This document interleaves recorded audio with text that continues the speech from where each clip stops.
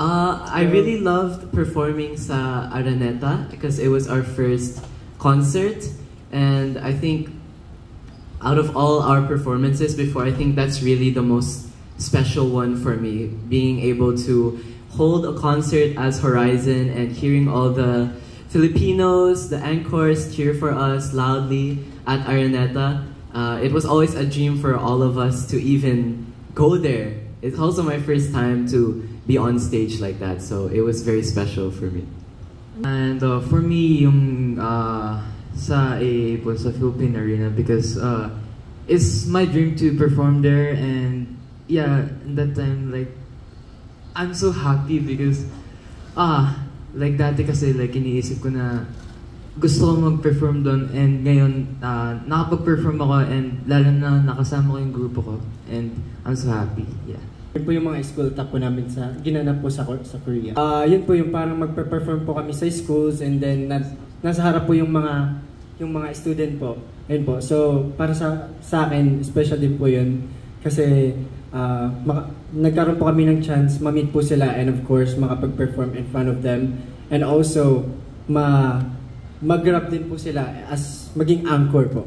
So ayun po talaga, tuwang-tuwa po talaga ako na ipakita namin kung ano yung talent namin as Horizon sa mga Koreans, and masaya din po kami kasi na-appreciate po talaga nila yung talents na pinakita namin sa kanila.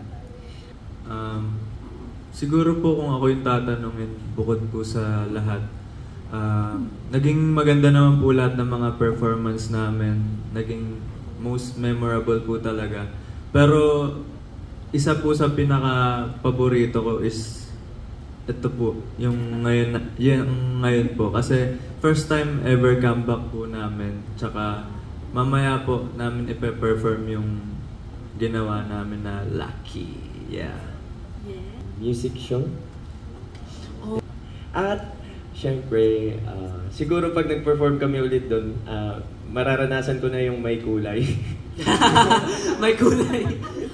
Well, like Kyler, I think this area, this place will be a memorable one because of the chant we got to do for Lucky, the H-O-R-7 on. I'm just so excited to see everyone screaming together with us while performing. So I'm looking forward to that. So I hope all of the anchors who will be with us later will not disappoint.